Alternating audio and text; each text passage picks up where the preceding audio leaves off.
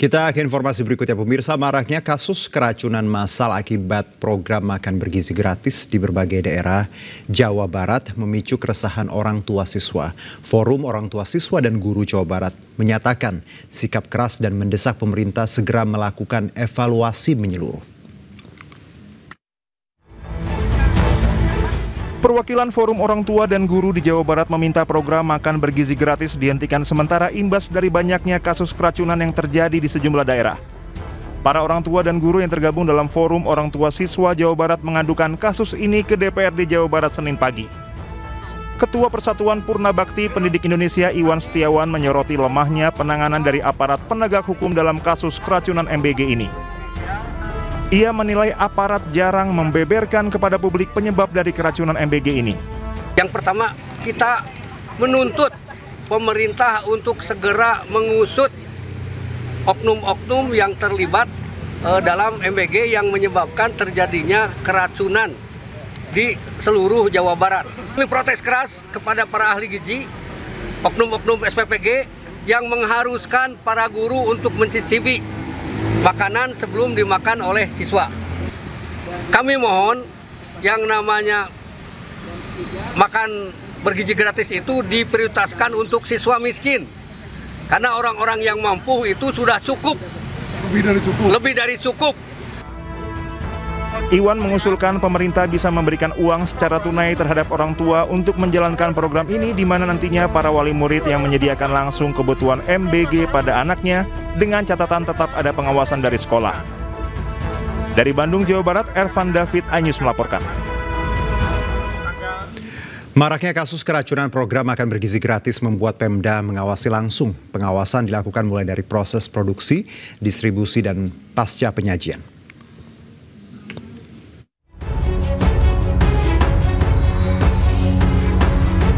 Pemerintah Kabupaten Mandailing Natal, Sumatera Utara mengaku sudah mengerahkan sejumlah petugasnya untuk melakukan pengawasan program makan bergizi gratis.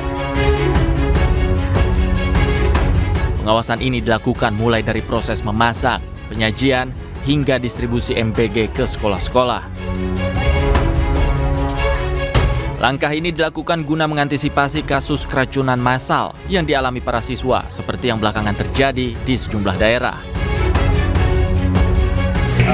Kami tadi sudah mengunjungi ke dapur untuk melihat persiapan di sana, sekaligus bertanya atau diskusi dengan ketua yayasan, juga dengan Badan Gizi Nasional, termasuk kepala dapur dan pegawai yang ada di situ. Ya, kita lihat memang sudah dipersiapkan sedemikian rupa untuk melayani kurang lebih 3.000 siswa, menyiapkan makan setiap hari. Hingga kini program MBG di Mandailing Natal sudah berjalan hampir 2 bulan dan berjalan lancar.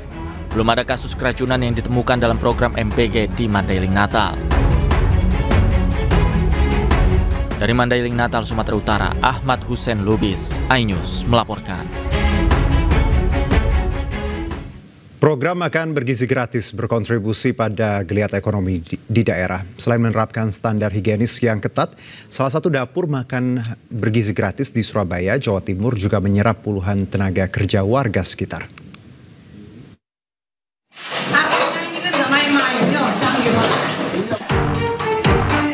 Dapur Nikmat Barokah yang merupakan mitra SPPG untuk program MBG di Surabaya ini menyerap kesempatan kerja bagi 47 orang warga lokal Surabaya.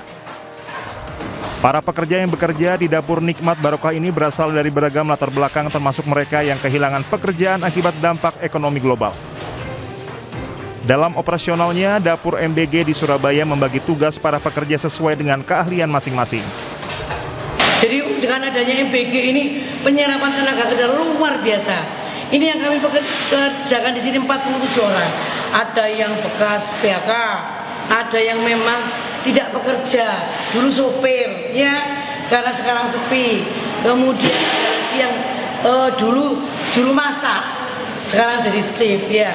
Dulu karena tidak memberikan lagi kegiatan itu, maka mereka kita tarik untuk membantu kami di sini. Cukup luar biasa. Dan honor mereka, ini namanya relawan. Honor mereka itu baguslah, ya. Bahkan pemerintah sekarang memberikan peluang 6 hari kerja, Senin, Selasa, Rabu, Kamis, Jumat, dan Sabtu, 6 hari. Ya, mereka liburnya Minggu. Saya sebenarnya belum ada dapur ini ya. Saya warung ya, tapi sepi banget, nggak ada pembeli ya, nggak ada masukan, nggak ada tambahan untuk keluarga ya Pak ya. Jadi adanya dapur MBG ini sangat membantu masyarakat Pak. Bagi yang orang pengangguran ya, yang nggak punya pemasukan jadi dapat pemasukan. Saya berharap dapur ini berlanjut ya Pak ya. Dan anak-anak sekolah pun senang Pak dapat makanan yang bergizi. Seluruh pekerja ini diterapkan standar kebersihan dan keamanan yang ketat. Mereka diwajibkan mengenakan alat pelindung untuk menjaga higienitas makanan yang disajikan dalam program Makan Bergizi Gratis atau MBG. Dari Surabaya, Jawa Timur, Yuda Prawira Anyus melaporkan.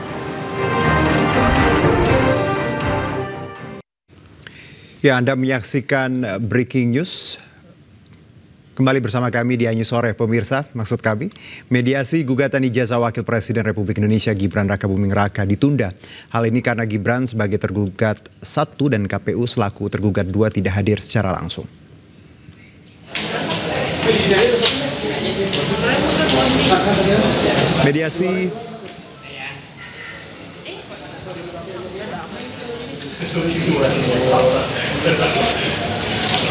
Mediasi perkara perdata gugatan senilai 125 triliun terhadap Wapres Gibran ditunda hingga pekan depan 6 Oktober.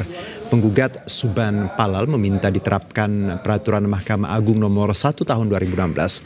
Dalam aturan tersebut pihak prinsipal wajib hadir. Sebelumnya sidang gugatan diajukan oleh warga bernama Suban yang mempersoalkan persyaratan ijazah Gibran ketika mencalonkan diri sebagai calon wakil presiden. Menurutnya ijazah Gibran dari luar negeri tak memenuhi persyaratan sebagai cawapres.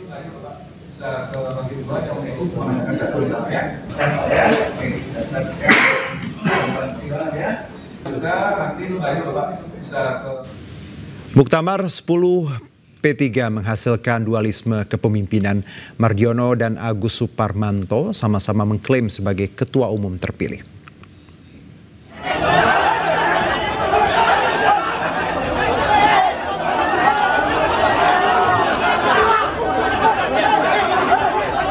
Partai Ka'bah terbelah.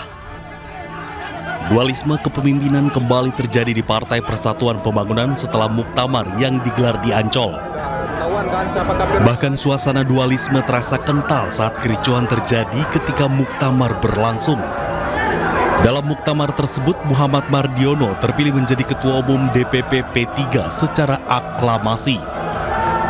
Mardiono disetujui oleh 1.304 muktamirin pemilik hak suara muktamar yang hadir. Landasan muktamar ini landasannya adalah anggaran dasar dan anggaran rumah tangga. Proses muktamar ini adalah panjang ya, melalui pembentukan OC, kemudian pembentukan SC dan seterusnya. Sehingga muktamar ini kita selenggarakan secara konstitusional. Namun demikian memang ada pihak-pihak lain yang memiliki kepentingan tertentu yang secara ilegal itu kemudian menimbulkan sebuah keriuhan. Oleh karena itu pimpinan sidang dan ketua OC langsung mengambil langkah-langkah cepat dan itu dibenarkan oleh anggaran dasar dan anggaran rumah tangga. Penetapan Mardiono sebagai ketua umum langsung ditolak oleh sebagian peserta muktamar. Bahkan Ketua Majelis Pertimbangan P3, Roma Hurmuzi, menyatakan penetapan Mardiono itu tidak sah. Romi kemudian mengumumkan bahwa mantan Menteri Perdagangan Agus Suparmanto terpilih menjadi Ketua Umum P3 periode 2025-2030. Saya telah terpilih sebagai Ketua Umum P3 periode 2025-2030. Saya akan membawa P3 ini menjadikan partai menjadikan besar dan membangkitkan dari tidurnya.